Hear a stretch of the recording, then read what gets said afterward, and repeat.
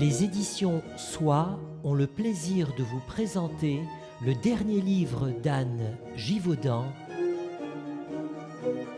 Des amours singulières.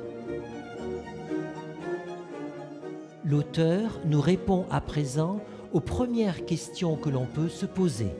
Qu'est-ce qui a motivé le sujet de votre livre ?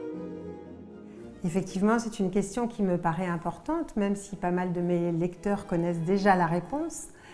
C'est toujours de la même façon que ça se passe pour tous les ouvrages, c'est-à-dire que je sens un appel la nuit, à un moment donné, et je sais que je vais avoir une rencontre avec l'être qui a toujours présidé à mes ouvrages, et que lui va me proposer, donc sur les plans subtils évidemment, et que lui, moi je vais faire une sortie hors du corps, je vais avoir cette rencontre, et lui va me proposer un sujet et des rencontres avec des êtres qui correspondent au sujet que je vais traiter. Alors ce sujet-là, spécifiquement, je me suis dit, mais vraiment, on va penser que je suis opportuniste, parce que c'est un sujet qui est tout à fait d'actualité. Le fait de parler des personnes qui sont ou homosexuelles, ou qui sont transgenres, ou qui ont des sexualités différentes des normes établies.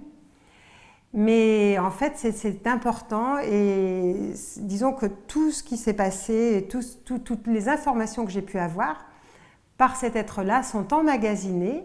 Et ensuite, quand moi j'ai une période de disponibilité, il faut que ça dure quand même plus d'1 mois forcément, à ce moment-là, je vais commencer à écrire et à retranscrire tout ce que j'ai appris, tout ce que j'ai compris, et toutes ces rencontres, comme si un film se déroulait.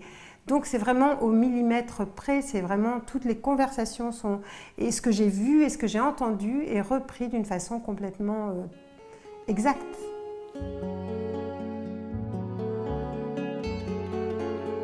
Des amours singulières est un titre qui interroge. Quel est son sens ?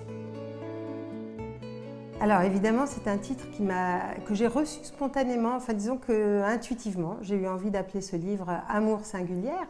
Bon, d'abord aussi parce qu'il ne s'agit pas de sexualité, mais vraiment d'amour. Et c'est quelque chose d'important de faire cette différence-là. Et ensuite aussi, j'ai pu remarquer, mais par la suite, que amour, ça fait partie des 3 mots dans la langue française avec orgue et délice, qui sont des mots qui au singulier sont masculins et qui au pluriel sont féminins. Donc c'est tout à fait extraordinaire parce que ça rentre complètement dans ce sujet où justement il peut y avoir question d'identité. Est-ce que je suis un homme dans un corps de femme ou l'inverse? Ou est-ce que mon âme est plus féminine que masculine? Enfin bon, toutes ces questions-là se retrouvent à travers ce titre.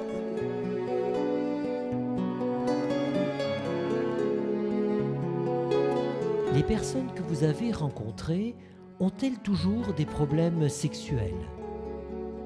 Connaissent-elles des difficultés qui leur sont spécifiques ? Alors je dirais que des problèmes sexuels, non, comme tout le monde, mais des problèmes de genre en fait. Quand on dit transgenre, c'est parce qu'effectivement il y a quand même un problème et elles ont des problèmes spécifiques. Quand par exemple un petit enfant ou un petit garçon se met à pleurer devant une glace quand il voit qu'il est un garçon parce qu'à l'intérieur il se sent complètement une âme féminine, c'est évident que c'est un problème. Quand une personne qui est mariée, qui a des enfants, une femme qui est mariée, qui a des enfants, tout d'un coup a une attraction mais qui n'est pas seulement sexuelle et qui n'est pas quelquefois même pas sexuelle pour une autre femme et qu'elle doit quitter son foyer ou qu'elle va se séparer, il y a quand même une problématique, c'est évident.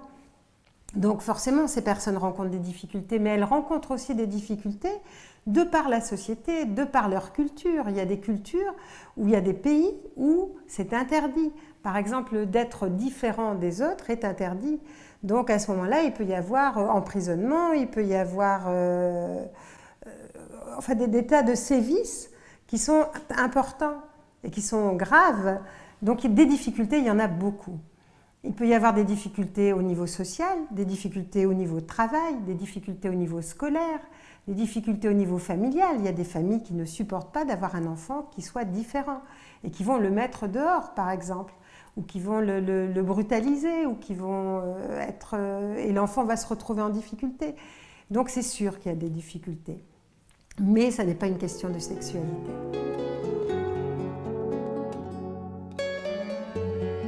avez-vous une réponse sur le pourquoi de ces différences? Il y a de nombreuses et de multiples réponses par rapport à ces différences. Il peut y avoir des questions d'autres vies, il peut y avoir des questions d'incarnation, de naissance, d'attente des parents, il peut y avoir des tas d'histoires différentes. Et justement là, ça m'est difficile de le dire en quelques mots parce que chacune des personnes qui a témoigné, que ce soit sur les plans subtils ou sur les plans physiques, a sa propre histoire, mais une histoire qui peut correspondre à beaucoup d'autres personnes sur la planète Terre. Et c'est ça qui est passionnant, qui est intéressant et qui m'a interpellée, parce que effectivement, ça n'est pas mon domaine, je n'avais pas de véritable connaissance dans ce domaine, mais ce que j'ai vécu à travers ces témoignages, ça m'a apporté évidemment des réponses. Et des réponses, il y en a beaucoup. Au-delà de toutes ces différences, ces personnes arrivent-elles à trouver la paix? Alors justement, ce qui est extraordinaire, c'est que dans les personnes que j'ai rencontrées, que ce soit sur les plans subtils ou sur les plans physiques, toutes ont réussi à trouver la paix parce qu'effectivement, celles qui ont accepté de témoigner, c'est celles qui, après des parcours difficiles, après quelquefois des tentatives de suicide, après des moments où elles se sont posées des questions terribles sur elles-mêmes, à un moment donné, elles ont compris en fait que cette paix ne pouvait jamais venir de l'extérieur, qu'elle ne pouvait être qu'intérieure. Et à ce moment-là, quand il y a eu assez d'amour, quand elles ont retrouvé l'amour et l'estime d'elles-mêmes, quand elles ont retrouvé l'amour en général et l'acceptation de ce qu'elles étaient, à ce moment-là, la paix est arrivée.